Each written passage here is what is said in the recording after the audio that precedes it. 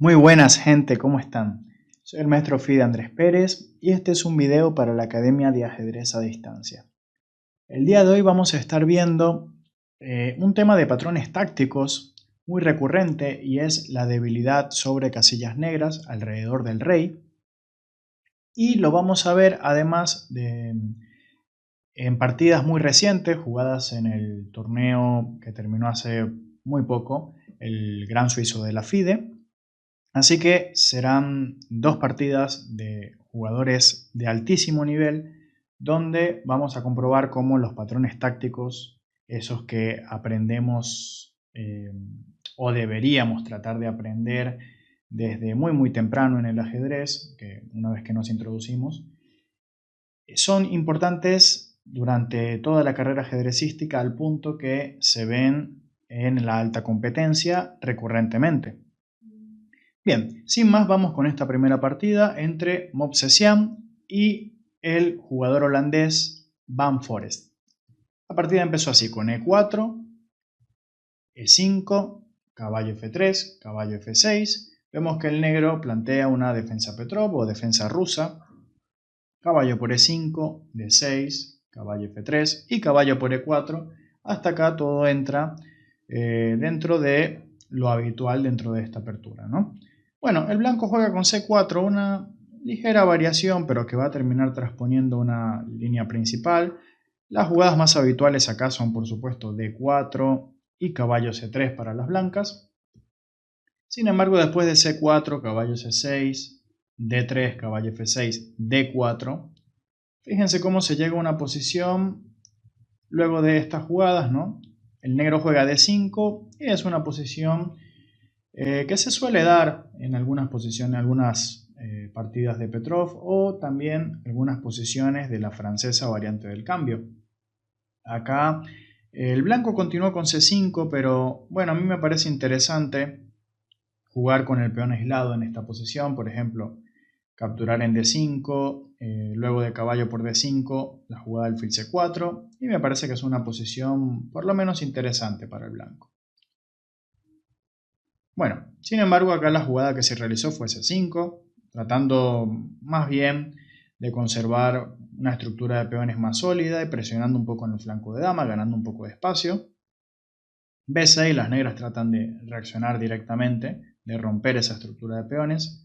Alfil B5 tocando el caballo y acá, aunque parece un poco extraño, pero la jugada caballo B8 está muy bien. El negro plantea quizás echar el alfil con C6, jugadas como alfil A6 también pueden estar bastante bien. Así que acá ya el blanco captura y como ven igualmente se queda con un peón aislado, sin embargo en un contexto un poco distinto ya que es un peón aislado más difícil de atacar al no estar la columna D abierta. La partida continúa con caballo E5, alfil A6, alfil por A6, torre por A6, por supuesto no de caballo, ya que el caballo controla la casilla C6. Enroque C6 controlando al peón de D5. Dama D3, bueno, se amenaza una pequeña táctica, ¿no? Caballo por C6, el caballo de B8 está sobrecargado, defiende C6 y A6. Así que por lo tanto juega B5, de forma que ya el caballo no es el único en defender C6 y además se quita la amenaza de la dama sobre la torre de A6. Alfil F4.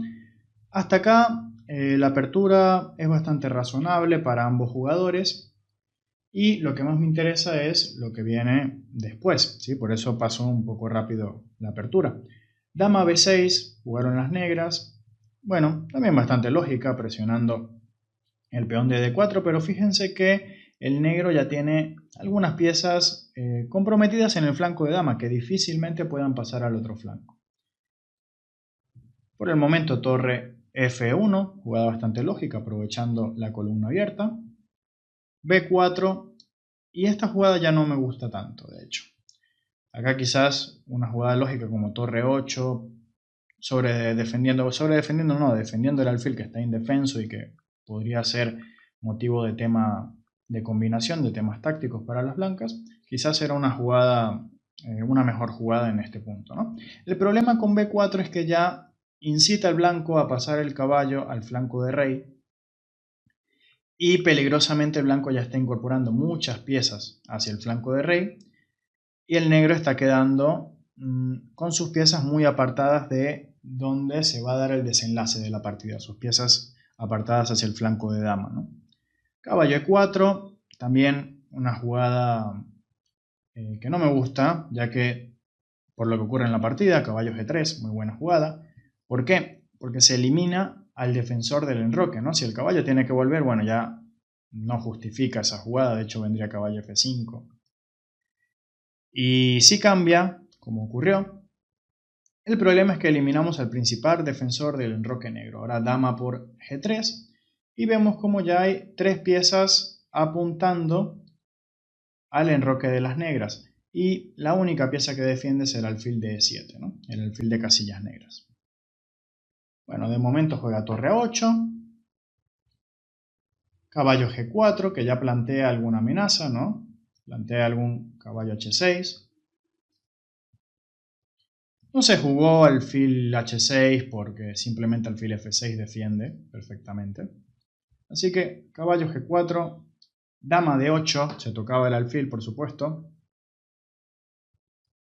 Y acá es donde el blanco decide hacer una pequeña combinación. Acá podríamos decir que sí, es una combinación táctica, pero lo que nos lleva a pensar en esa combinación es más un punto de vista estratégico. La única pieza defensora del enroque es el alfil de E7, ya que el caballo, el defensor natural, ya no está. Y el blanco tiene muchísimas piezas presionando sobre el rey. Hay un punto donde van a coincidir, ¿no? El que es el punto G7. El alfil puede llegar a E5 y presionar este peón. El caballo, mediante esta maniobra, también puede presionar al peón de G7 y la dama, ¿verdad?, que ya lo está haciendo desde G3. Entonces, hay tanta presión sobre la casilla negra de G7 que acá al blanco se le ocurre la brillante idea de jugar torre por E7, eliminando al único defensor de las casillas negras. Después de dama por E7 viene caballo H6, rey H8, caballo F5, amenazando la dama y amenazando mate en G7. Única respuesta, por supuesto, para el negro es dama F6, pero ahora viene alfil E5 y la posición está completamente perdida. Como ven, el negro queda totalmente perdido ante la amenaza del punto G7. Intentó dama G6 para continuar la partida, pero después de alfil por G7 y rey G8, es evidente que muchas jugadas ganan, caballo E7 simplemente gana la dama, pero las blancas remataron de una manera muy bonita, con un patrón táctico muy lindo, y de hecho es un buen momento para pausar el video y tratar de buscar el remate más contundente de las blancas. Bueno, felicidades para los que hayan encontrado la jugada muy fina alfil F6, que quita la casilla H8 y además es muy precisa en F6, ya que si lo hace por E5 permitiría F6 y ya no habría el tema de mate que se va a dar en la partida. Tras alfil F6, ¿cuál es el detalle? Que se amenaza mate de estas dos formas, un mate muy típico de caballo y alfil, aprovechando las casillas negras sobre el enroque negro, valga la redundancia. Y acá el negro, bueno, un acto quizás de caballerosidad, le permite a las blancas realizar el mate. ¿Bien?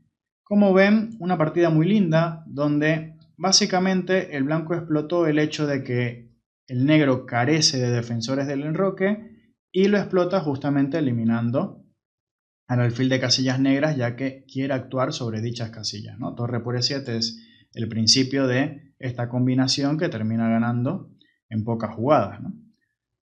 Bueno, y una posición que también me llamó mucho la atención, bueno, acá está en realidad un poco avanzada la partida, en realidad quería mostrárselos desde este punto, desde acá.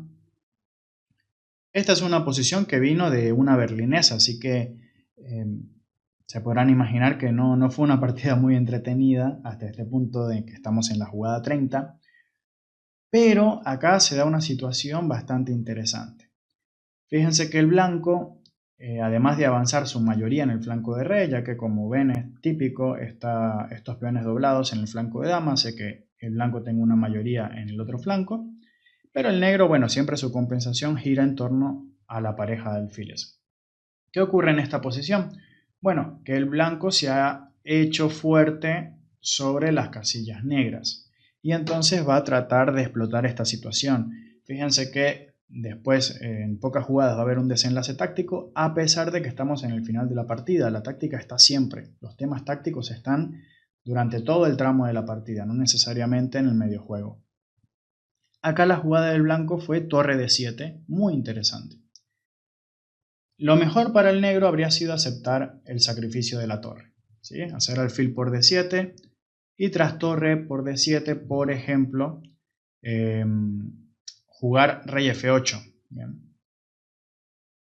Ya que tras alfil d8, e6 sería completamente ganador para las blancas, ¿no? Se amenaza el punto f7, a torre f8 vendría e7 y alfil por f6 vendría simplemente torre por f7, rey g8. Podría ser incluso torre por f6 o alfil por f6, ambas ganan, ¿no? El detalle es que el blanco queda con calidad de menos, pero va a quedar con 3 peones pasados. Así que una posición completamente ganada. Bueno, les decía, lo mejor quizás es rey f8 en este punto. Y acá, por ejemplo, tras caballo e4, alfil por, caballo por, el blanco tiene plena compensación por la calidad, ya que va a ganar unos cuantos peones. Se va a crear un peón pasado. Y de hecho, más que compensación, el blanco quedará en una posición superior. Bien, sin embargo, esto no ocurrió en la partida, ya que el negro no aceptó el sacrificio de calidad, sino que hizo la jugada alfil de 8, que como ven, ahí está marcada como un error. Y en este punto, les recomiendo que tratemos de calcular y de buscar cuál fue el remate de las blancas, que es muy bonito, ¿sí? Y tiene que ver con las casillas negras alrededor del rey. ¿Bien? Bueno, espero que hayan pausado el video, hayan tratado de calcular en esta posición, primero de entenderla y luego de calcular las jugadas, las variantes, porque simplemente a cálculo puro no vamos a llegar a la solución, ¿sí? Hay que comprender que las casillas negras son la clave, ¿sí? Este alfil muere por estar acá en F6. El problema es que no solo basta con eliminar el alfil, sino que necesitamos disponer de la casilla F6. Y para esto al blanco se le ocurrió la brillante jugada caballo 8. Fíjense qué bonito. Si el rey se quita, simplemente torre por alfil gana una pieza. No haría falta mucho más cálculo en la posición. Y después de esto, la opción por supuesto es capturar el caballo. Y entonces el negro se dio cuenta que tiene alfil por d8, por supuesto se da cuenta desde que hace caballo 8, ¿no? ¿Cuál es el detalle? Que ahora no se pueden parar los temas de mate tras alfil f6 y torre h1. Fíjense qué bonito. La única forma, por supuesto, de parar el mate es llegar a un final con calidad de menos, completamente perdido, ya que no solo calidad de menos, sino que hay peones en ambos flancos, y estos peones en casilla negra van a terminar cayendo muy fácilmente. Así que tras alfil por d8, las negras simplemente decidieron abandonar en esta posición. Abandonan porque ante cualquier otra jugada que no sea capturar en d8, por ejemplo, por decir una jugada cualquiera, ¿no? Bueno, perdón, que no lo dije, alfil por d7, ¿no? Por supuesto que sería lo lógico. Viene alfil f6 y el mate por casillas negras es inminente. Fíjense que no se puede parar torre h8, patrón típico de mate, sobre casillas negras, y de hecho podríamos relacionarlo con el famoso mate damiano, solamente que en vez de haber un peón en f6 quitándole las casillas al rey, hay un alfil. Así que como ven, el tema de los patrones de mate está siempre presente a todo nivel y es conveniente repasarlo todo el tiempo. ¿Bien? Siempre que hagamos táctica conviene hacer patrones de mate. Es una de las cosas que más les suelo recomendar a todos mis alumnos, a todas las personas que conozco. Creo que es uno de los mejores consejos que podemos dar en ajedrez. Entrenar táctica y sobre todo entrenar los patrones de mate. Nos veremos en una próxima.